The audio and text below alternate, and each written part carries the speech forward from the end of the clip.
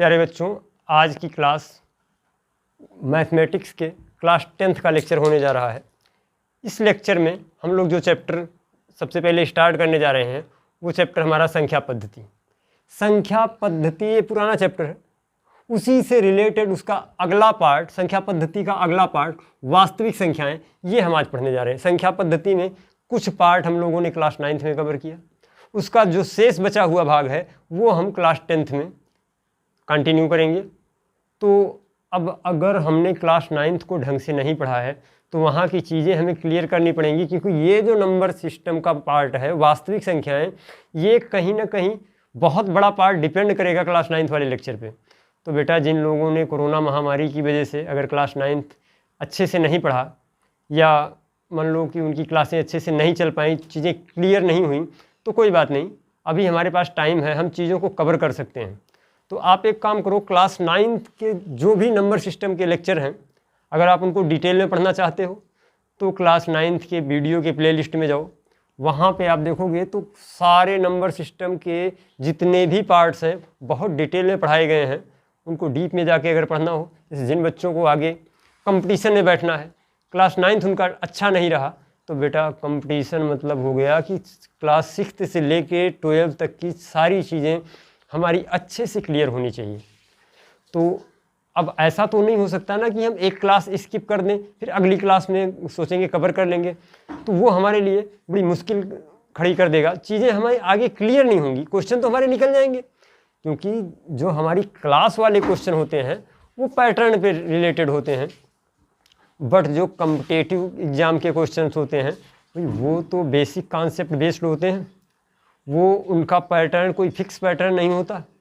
तो जब तक हमें बेसिक नहीं क्लियर होगा हम किसी कॉम्पिटिटिव एग्ज़ाम के क्वेश्चन को सॉल्व नहीं कर पाएंगे।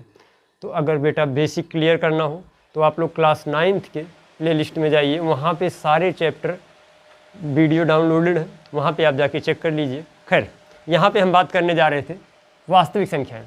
वास्तविक संख्याओं में हम लोग थोड़ी सी बात क्लास 9th वाली अगर हम रिवाइज करें तो क्लास 9th में हम लोगों ने एक बात पढ़ी थी,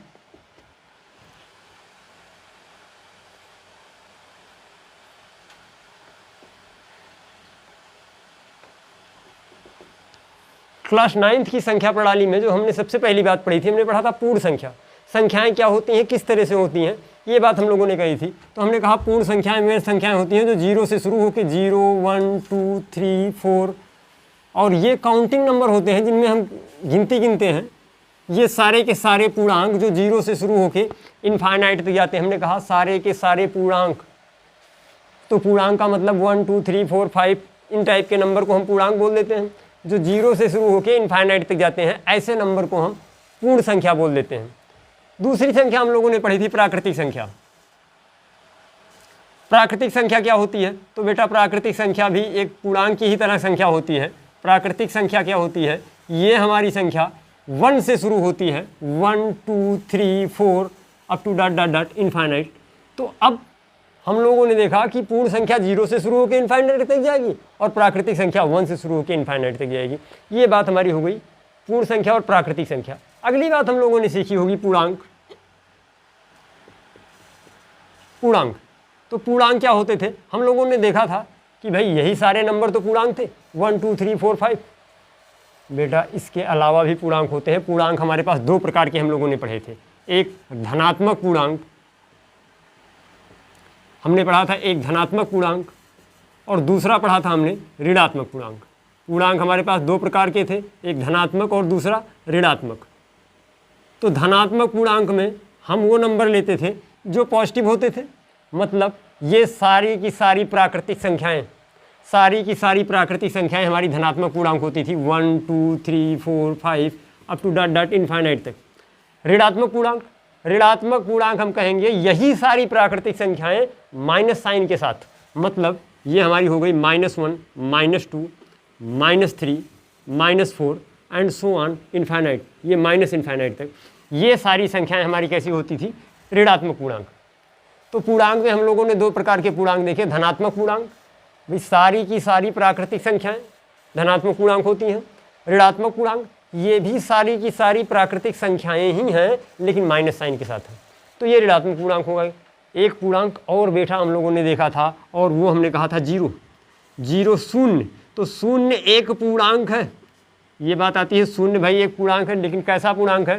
शून्य ना तो धनात्मक है और ना ही ऋणात्मक है, बट शून्य हमारा एक पूर्णांक में गिना जाता है। तो ये बात हम लोगों ने क्लास 9th में देखी थी। कुछ बेसिक बातें मैं रिवाइज करवा दे रहा हूँ ताकि जिन बच्चों ने नहीं पढ़ा या कन्फ्यूजन में है उनको क्लियर हो जाए। इसके बाद हम अपने टॉपिक पे आएंगे जो हमें पढ़ना है, वास्तविक संख्याएं। तो ये बात हम लोगों ने क्लास 9th में देखी। इसके बाद हम लोगों ने क्लास 9th में एक बहुत बड़ा पोर्शन सॉल्व किया था, और वो पोर्शन था क्या, ज़रा देखो। वो पोर्शन था हमारा परमेय संख्या। हम लोगों ने परमेय संख्या पे बहुत बड़ा काम किया था क्लास 9th में।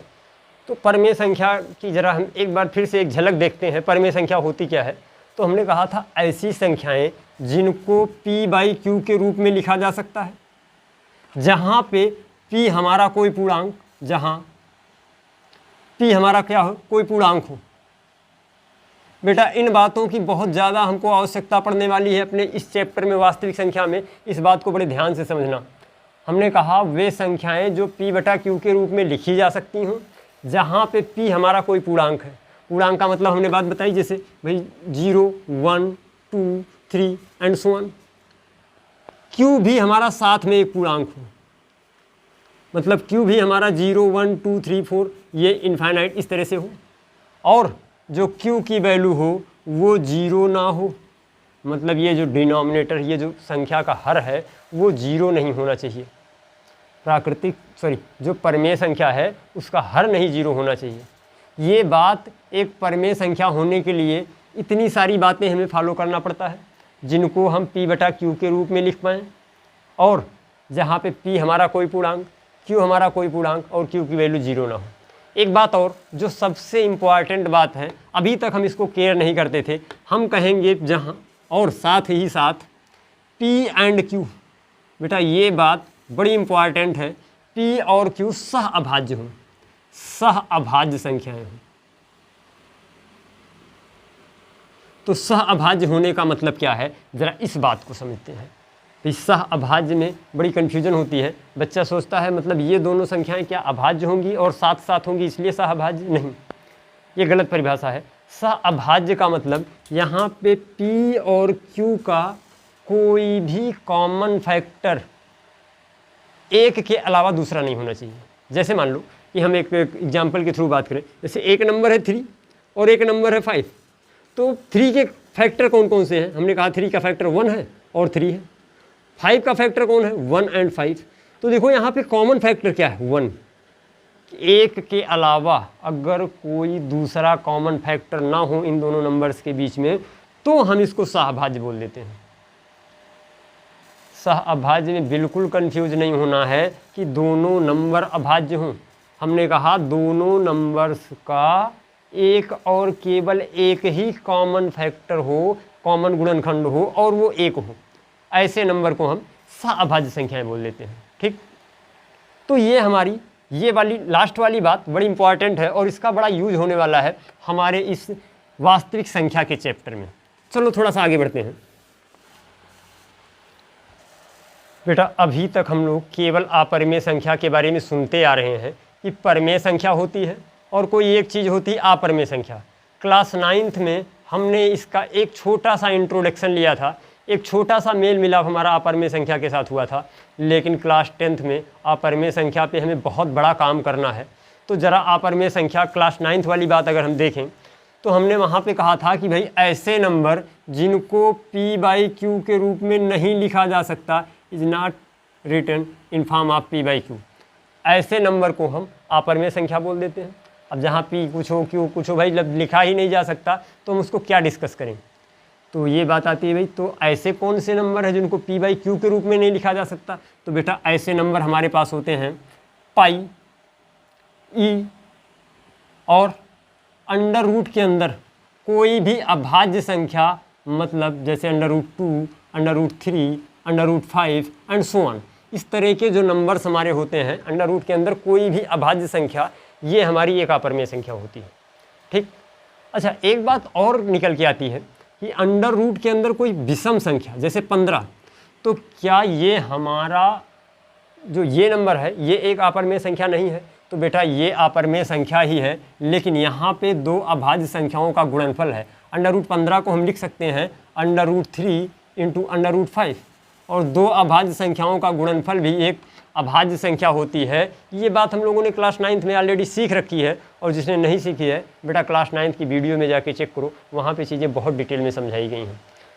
तो हमने देखा कि अपरिमेय संख्याएं कौन कौन सी होती हैं, तो जो इस तरह से हो, कोई पाई लिखा हो, ई लिखा हो, √2 √3 मतलब अंडर रूट के अंदर कोई भी अभाज्य संख्या, इन संख्याओं को हम अपरिमेय संख्या बोल देते हैं। इतनी बात क्लियर? इतनी बात क्लियर है तो बढ़ते हैं आगे।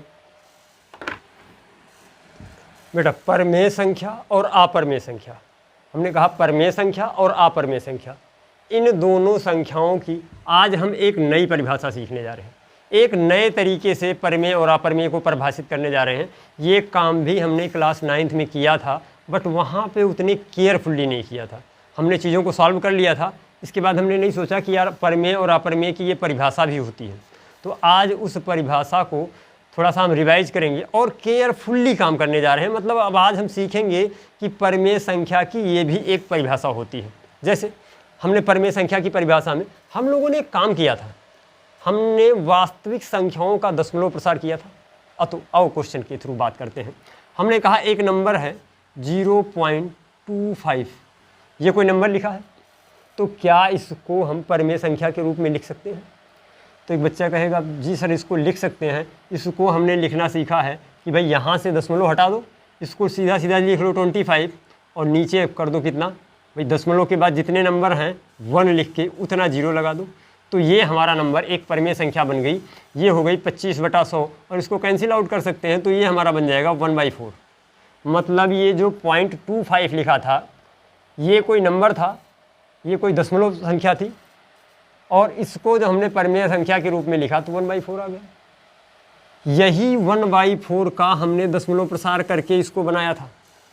और हम लोगों ने क्लास 9th में एक हेडिंग पढ़ी थी, वास्तविक संख्याओं का दशमलव प्रसार। फिर दशमलव संख्याओं को परिमेय संख्या के रूप में बदलना, ये दोनों बातें हम लोगों ने सीखी थी। तो दशमलव संख्याओं को परिमेय संख्या के रूप में हम लोगों ने देखा था ऐसे नंबर जो दशमलव के बाद कुछ स्थान तक चलते हैं, उसके बाद वो टर्मिनेट कर जाते हैं।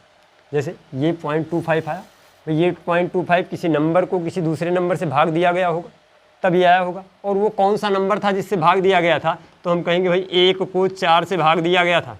1 को जो हमने 4 से भाग दिया तो देखो आने क्या वाला था, ये हमारा आने वाला था। पहले भाग जाता नहीं, दशमलव बार जाया, दशमलव बार गया, ये 10 हो गया, तो ये 4 दूना 8 बन गया।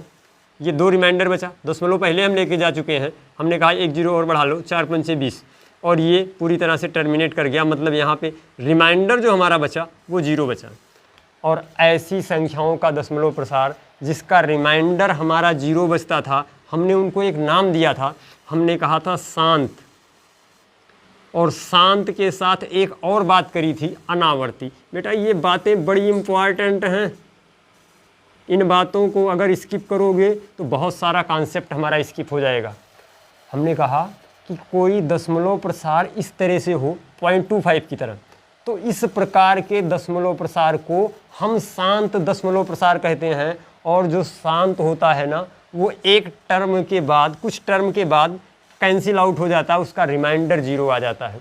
तो आज से अपने दिमाग में एक बात बसा लो कि जब भी कहीं शांत दशमलव प्रसार की हम बात करेंगे तो मतलब वहाँ पे दशमलव के कुछ टर्म के बाद वो नंबर पूरी तरह से कैंसिल हो जाएगा, रिमाइंडर उसका 0 आ जाएगा। इस बात को हम शांत दशमलव प्रसार कहते हैं। और जब इसको हम दशमलव वाले नंबर को जब परिमेय संख्या में बदलते हैं तो कुछ इस तरह से बदल लेते हैं। एक दूसरे टाइप का नंबर हम लोगों ने भी देखा होगा, जैसे हमने कहा एक नंबर हमारा था 1/3, तो इसका हमने जब दशमलव प्रसार किया था तो 0.333 एंड समथिंग ऐसा कुछ आया था। चलो इसको देखते हैं, हम इसको भाग करते हैं। इसको भाग करके हम सीखेंगे कि आखिर ये बना क्या था और कैसे बना था। तो हमने कहा अगर 1/3 करो तो ये दशमलव बार जाएगा, 10 हो गया, 3 3 जा 9, 3 3 9, ये क्या बच गया 1, फिर से 0, और फिर 3 3 9, फिर से 1, फिर 3 3 9, और फिर से 1, मतलब ये हम क्या देख रहे हैं कि भाई ये जो 3 है ना, ये 3 आता चला जा रहा है और 1 बचता चला जा रहा है। हम जब भाग देने लगे तो हमको एक टाइम बाद लगा कि यार ये लाइफ में कभी ख़त्म नहीं होगा और ये 3 आता ही चला जाएगा, आता ही चला जाएगा, आता ही चला जाएगा। मतलब यहाँ पे जो R की वैल्यू है ये 0 कभी नहीं आने वाली है, R की वैल्यू 0 कभी नहीं आने वाली है। लेकिन एक बात, R की जो वैल्यू है वो रिपीट कर रही है। या तो हर टर्म में एक ही बात आ रही है, या तो जब R की वैल्यू रिपीट करेगी तो या तो जैसे यहाँ पे 1 आया, 1 को हमने 10 बना दिया, फिर 1 आया, फिर 1 को 10 बना दिया, फिर 1 आया, फिर 1 को 10 बना दोगे, तो ये काम करते जाओगे तो इस तरह से जो ये हमारा भागफल प्राप्त होगा, ये वाला नंबर, इसको लिखोगे 0.333 एंड ये आगे चलता चला जाएगा, पता नहीं कहाँ तक जाएगा। तो हम इसको लिख देते थे 0.3 पे बार। जो नंबर रिपीट हो रहा है उसके ऊपर हम एक लाइन खींच देते थे और हम इसको पढ़ते थे बार। इस बार का एक मतलब होता था, इस बार का मतलब ये होता था कि ये नंबर भाग देने के बाद रिपीट कर रहा है और कभी भी ये कैंसिल नहीं होगा पूरी तरह से, इसका रिमाइंडर कभी भी 0 नहीं आने वाला है। एक सवाल आता है बच्चे के मन में, तो क्या सर बेटा अपर में संख्या को भी हम एक्सप्लेन करेंगे, ज़रा इसकी कुछ बात यहाँ पे हम देख लें। तो एक बात आती है बच्चे के दिमाग में कि क्या सर मतलब एक नंबर ये बार बार इसी तरह से रिपीट होगा, हर टर्म के बाद रिपीट होगा? नहीं, कभी कोई नंबर जैसे हमारे पास लिखा है 1 डिवाइडेड बाई 7, अगर 1 को आप 7 से डिवाइड करो तो ज़रा देखो क्या मिलने वाला है। बेटा 1 को जो हमने 7 से डिवाइड किया तो पहले दशमलव बार गया, ये 10 बन गया, तो 7 × 7, ये बचा 3, फिर ये बन गया 30, 7 × 4 = 28, ये बन गया 2 बचा, 0 बढ़ा लिया, 7 × 2 = 14, ये बच गया 6, 60 बन गया, फिर 7 × 8 = 56, ये 4 बच गया, 0 बढ़ा दिया, 7 × 5 = 35, ये 5 बच गया, फिर 0 बढ़ाया, 7 × 7 = 49, फिर 1 बच गया और फिर ये 10 आ गया, फिर 7 × 7, 3 बच गया और फिर इसको 0 बढ़ा दिया तो फिर ये बनेगा 7 × 4 = 28। और देखो अगर थोड़ी बात को एग्जामिन करो तो जहाँ से हम चले थे 1 से, ये 1 यहाँ पे आ गया। भाई 1 से हमने भाग दिया था, पहले दशमलव वाले लेके गए थे, 10 बनाया था, ये देखो ये 1 यहाँ पे आ गया और 10 हमने इसको फिर से बनाया। इसके बाद देखो जो चीज़ें ऊपर आई थी वही बात नीचे रिपीट कर रही है। ज़रा भागफल की तरफ चलो, तो हमने कहा यहाँ पे नंबर आया 1 4 2 8 5 7, 7 के बाद फिर से 1 आया, फिर 4 आया, फिर ये 2 आएगा, आगे करके देख लेना, फिर 8 आएगा, फिर 5 आएगा, फिर 7 आएगा, फिर 1 आ जाएगा। मतलब क्या हो गया, यहाँ पे देखो टर्म हमारे हर टर्म कुछ टर्म के बाद रिपीट कर रहा है। जैसे 1 रिपीट कर रहा है कितने डिजिट बाद, 1 2 3 4 5 डिजिट बाद 1 अपने आप को रिपीट कर रहा है। ऐसे 5 डिजिट बाद 4 अपने आप को रिपीट कर रहा है, 5 डिजिट बाद 2 अपने आप को रिपीट कर रहा है। अगर एक बात हम इन सब के लिए कहें तो हमने कहा कि ये पूरा का पूरा नंबर 0.1428557, ये पूरा का पूरा नंबर क्या कर रहा है, रिपीट कर रहा है। तो जब कोई नंबर का ग्रुप, जब कोई संख्याओं का ग्रुप हमारा रिपीट करता है तो इस पूरे ग्रुप के ऊपर हम एक लाइन खींच देते हैं और हम इसको पढ़ते हैं बार। इसका मतलब क्या होता है कि ये पूरी संख्याओं का एक समूह इस बार रिपीट कर रहा है। और ऐसे दशमलव प्रसार को हम बेटा जो या तो कोई एक सिंगल टर्म रिपीट कर रहा है या तो संख्याओं का एक ग्रुप रिपीट कर रहा है, इसको हम आज से एक नया नाम देने जा रहे हैं और इसको हम कहेंगे अशांत। भाई ये अशांत है, ये ख़त्म ही नहीं हो रहा है, और जब अशांत होगा तो ये क्या करेगा भाई, चीज़ें बार बार रिपीट होंगी, इसको हम आवर्ती बोलेंगे। तो आज से एक बात और समझ लिया हम लोगों ने कि जो शांत दशमलव प्रसार होगा वो थोड़ी देर बाद टर्मिनेट कर जाएगा, मतलब उसका रिमाइंडर 0 आ जाएगा। लेकिन जो अशांत दशमलव प्रसार होगा इसका रिमाइंडर कभी 0 नहीं आएगा। यहाँ पे r is not equal to 0, ये कभी 0 नहीं आने वाला है। और ये जो नंबर हमको भागफल मिलेगा वो कुछ इस तरह से मिलेगा या तो किसी एक नंबर पे बार, या तो संख्याओं के एक समूह पे बार, मतलब जो समूह हमारा बार बार रिपीट कर रहा है। तो इस तरह से हमने शांत और अशांत की बात करी। और बेटा हम बात कर रहे थे परमेय संख्या की। तो एक बात समझना, इतनी बातों को पहले नोट कर लो, उसके बाद मैं एक बात करूंगा आप लोगों से। ज़रा इतनी बातों को पहले नोट कर लो और अपने आप को इंश्योर कर लो कि भाई जो बात हम लोगों ने अभी तक पढ़ी कितनी बात आपको समझ में आई। हमने शांत दशमलव प्रसार की बात की, अशांत दशमलव प्रसार की बात की, शांत दशमलव प्रसार कैसा हो सकता है इसकी बात की, और अशांत दशमलव प्रसार कैसा हो सकता है इसकी बात की। आगे देखते हैं हम लोग।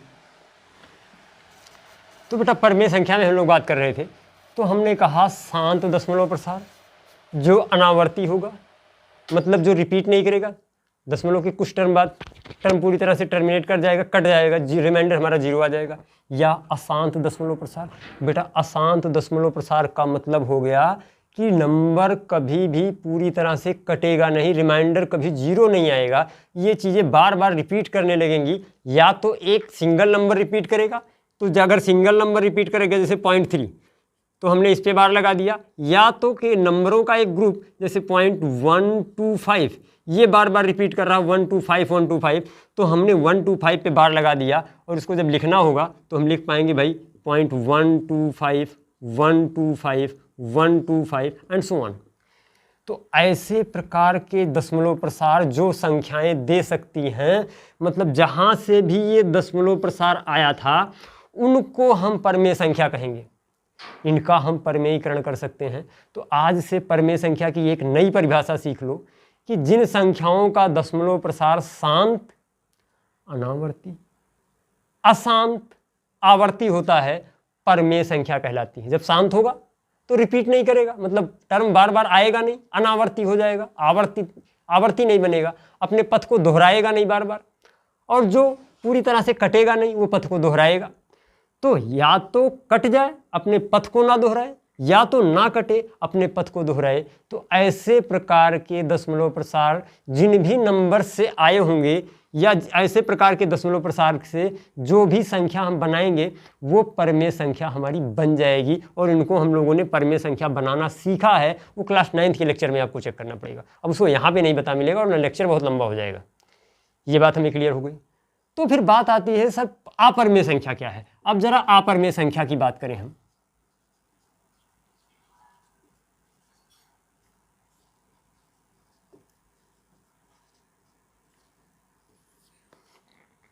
बेटा अब इन दोनों बातों को, ये दोनों बातें सत्य हैं परमेय संख्या के लिए। अपरमेय संख्या के लिए जरा देखो क्या बात, अपरमेय संख्या जबरन बात करती है।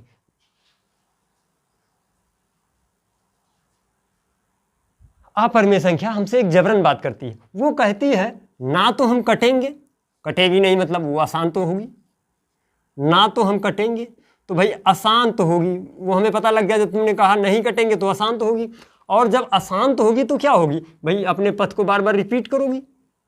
लेकिन वो कहता है ना तो कटेंगे और ना ही हम आवर्ती होंगे, मतलब ये क्या करेगा, ये अनावर्ती होगा। अब एक बच्चा कहेगा सर ये कैसे, भाई जब कट नहीं रहा है तो रिपीट तो करेगा ही, ये कैसे हो सकता है कि अशांत है और अनावर्ती हो जाए। जैसे मान लो कि हमने एक बात करी, हमने कहा 0.12536251002735119 इस तरह का नंबर। तो यहाँ पे कहेगा बच्चा कि सर यहाँ पे तो चीज़ें रिपीट कर रही हैं। देखो यहाँ पे 1 आया है, 1 और कहीं आया, यहाँ पे आया, एक 1 यहाँ पे आया, चीज़ें तो रिपीट कर रही हैं। तो बेटा एक बात समझना, डिजिट तो हमारे पास कितनी है, 9 ही है। तो 9 के बाद, 9 डिजिट के बाद का कोई नंबर लिखोगे तो कोई ना कोई डिजिट तो रिपीट करेगी। लेकिन यहाँ पे क्या हो रहा है, डिजिट रिपीट तो कर रही है, मतलब आवर्ती तो बन रही है। लेकिन केवल इतनी बात हमें आवर्ती बनाने की परिभाषा नहीं देता कि डिजिट रिपीट करे। डिजिट रिपीट करने का एक पैटर्न होना चाहिए, एक सीक्वेंस होना चाहिए, मतलब एक निश्चित अंक के बाद, एक निश्चित संख्याओं के बाद उस डिजिट का रिपीटिशन होना चाहिए, उस डिजिट का आवर्तिता होनी चाहिए। जैसे यहाँ पे देखो 1 आया है 1 के बाद वो 1 2 3 4 5 6 7 8वीं डिजिट हमारी फिर से 1 आई, तो फिर से 8वीं डिजिट ही 1 आनी चाहिए। देखो 1 2 3 4 5 6 7वीं डिजिट 1 आ गई। मतलब यहाँ पे चीज़ें रिपीट तो हो रही हैं, लेकिन इनका कोई फिक्स मान नहीं है कि कितने अंक बाद ये फिर से आएगा। तो जब बेटा ऐसी सिचुएशन बने कि रिपीट करने में कोई हमें पता ना चले कि कितने अंक बाद ये अंक दोबारा आएगा, तो ऐसी बात को हम आवर्ती नहीं बोलेंगे, ऐसी बात को हम अनावर्ती बोलेंगे। तो इसीलिए अपरिमेय संख्याओं का जो दशमलव प्रसार हुआ, या ऐसे दशमलव प्रसार जो ना तो कट रहे हैं और ना ही ये सिक्वेंसली रिपीट कर रहे हैं, मतलब एक निश्चित संख्या के बाद निश्चित अंकों के बाद चीज़ें रिपीट कर रही हैं, तो हम इनको अपरिमेय संख्या बोल देंगे। और बेटा अपरिमेय संख्या पे एक और बात समझना कि हम कभी बार नहीं लगा पाएंगे। बार लगाने का मतलब हो जाता है कि एक निश्चित टर्म के बाद ये चीज़ रिपीट करेगी, ये निश्चित टर्म के बाद ये चीज़ रिपीट करेगी। जैसे यहाँ 1 एक हर 2 टर्म के बाद आएगा, यहाँ पे 2 5 के बाद फिर से 1 आया, 2 5 के बाद फिर से 1 आया, लेकिन यहाँ पे कोई भरोसा नहीं है 1 कहाँ आ जाए। तो ऐसे नंबर को हम आज से अपरिमेय संख्या बोल देंगे। तो अपरिमेय संख्या की जो क्लास 10th की परिभाषा बनी, वो कह रहा है कि ऐसी संख्याएं जिनका दशमलव प्रसार शांत हो, शांत होगा तो अनावर्ती होगा, या अशांत हो तो आवर्ती हो, परिमेय संख्या कहलाएगी या परिमेय संख्या बनाएगी। लेकिन ऐसी संख्याएं जिनका दशमलव प्रसार अशांत हो और अनावर्ती हो साथ में, तो ऐसे नंबर हमारे अपरिमेय संख्याएं कहलाएंगी। और बना के देखना बेटा, √2 का मान जब आप निकालोगे, या √3 का मान निकालोगे, या √5 का मान निकालोगे, तो यहाँ पे चीज़ें रिपीट तो करेंगी, ये बहुत बढ़ती चली जाती हैं, लेकिन वो उनका कोई पता नहीं होगा कि चीज़ें कितने टर्म के बाद रिपीट कर रही हैं। तो अब ये सारी बातें हम लोगों ने क्लास 9th में ऑलरेडी पढ़ी हैं। क्लास 9th के प्लेलिस्ट की वीडियो में सारी बातें पढ़ी हुई हैं। तो अगर आप लोग इसको देखने के इच्छुक हो तो आप क्लास 9th के लेक्चर में जाके इन चीज़ों को देख सकते हो। तो ये बात हमारी हुई परिमेय संख्या और अपरिमेय संख्या। यहाँ तक की बात हम लोगों ने क्लास 9th में सीख ली थी। अब ज़रा चलते हैं वास्तविक संख्याएँ। वास्तविक संख्याएँ होती क्या हैं, ज़रा इसकी बात करें हम। तो बेटा अगली बात जो हम करने जा रहे हैं वो वास्तविक संख्याएँ हैं। वास्तविक संख्याएँ क्या होती हैं? वास्तविक संख्याएँ हमारी परिमेय और अपरिमेय संख्याएँ। हमने कहा ये हमारी परिमेय संख्या और अपरिमेय संख्या का मिश्रण होती हैं, परिमेय और अपरिमेय। ऐसी संख्याओं को हम वास्तविक संख्याएं बोल देते हैं, जिनमें परिमेय संख्याएं भी आती हैं और अपरिमेय संख्याएं भी आती हैं। अब हमने इनके नीचे की कैटेगराइजेशन क्लास 9th में पढ़ी थी। भाई परिमेय संख्या में कौन कौन क्या होता है? परिमेय संख्या में हम लोगों ने कई सारी बातें सीखी थी। अगर आप लोगों को याद हो तो हम लोगों ने देखा था परिमेय संख्या में यहाँ पे पूर्ण संख्या, प्राकृतिक संख्या, पूर्णांक, पूर्ण संख्या, प्राकृतिक संख्या, पूर्णांक। पूर्णांक में हम लोगों ने देखा था धनात्मक पूर्णांक, ऋणात्मक पूर्णांक और शून्य। इतनी बातें हम लोगों ने क्लास 9th में चेक करी थी। तो जब हमने परिमेय संख्या को कैटेगराइज किया तो परिमेय संख्या में हमारे पास, अगर हम पूर्ण संख्या, प्राकृतिक संख्या, पूर्णांक और भिन्न इन सारी बातों को मिला के कहें तो हमने कहा था कि एक नंबर कह दो, एक नंबर हमने कह दिया, एक नंबर हमारा पूर्णांक और दूसरा नंबर हमारी भिन्न। इस तरह से जो संख्याएं हमारी होती हैं उनको परिमेय संख्या बोल देते थे। सारे के सारे पूर्णांक और सारी की सारी भिन्नें हमारी कैसी होती थी? परिमेय संख्याएं होती थी। हम लोगों ने देखा पूर्णांक, पूर्णांक में हम लोगों ने 3 बातें देखी थी। धनात्मक पूर्णांक की बात करी थी हमने। धनात्मक पूर्णांक, धनात्मक पूर्णांक कौन कौन से थे? हमने कहा था भाई देखो 1 से लेके 1 2 3 4 5 ये हमारे जितने भी नंबर थे इनफाइनाइट तक, ये सारे धनात्मक पूर्णांक थे। दूसरी बात हम लोगों ने देखी थी ऋणात्मक पूर्णांक। ऋणात्मक पूर्णांक क्या थे? तो जब हमने ऋणात्मक पूर्णांक की बेटा बात करी थी तो वहाँ पे हम लोगों ने कहा था यही सारे नंबर जो धनात्मक पूर्णांक में लिखे गए हैं, यही सारे नंबर माइनस साइन के साथ अगर हों तो हम इनको ऋणात्मक पूर्णांक बोल देते हैं। मतलब -1, -2, -3, -4 एंड सो ऑन, माइनस का इन्फिनिटी। एक पूर्णांक और आता है हमारा जो एक सिंगल नंबर होता है, हम उसको कहेंगे शून्य। शून्य भी हमारा एक पूर्णांक होता है 0, लेकिन ये ना तो धनात्मक होता है और ना ही ऋणात्मक होता है। हम लोगों ने इस तरह से 3 तरह के पूर्णांक देखे थे। धनात्मक पूर्णांक, ऋणात्मक पूर्णांक और शून्य, ये सारी की सारी कैसी संख्याएं होती हैं? परमेय संख्याएं। और दूसरी हमने भिन्न देखी थी, तो भिन्न में तो आपको पता होगा 1/2, 1/3, 5/7, -4/9। तो इस तरह के जितने भी नंबर होते थे इनको हम भिन्न बोल देते थे। ऐसे बहुत सारे नंबर हो सकते हैं।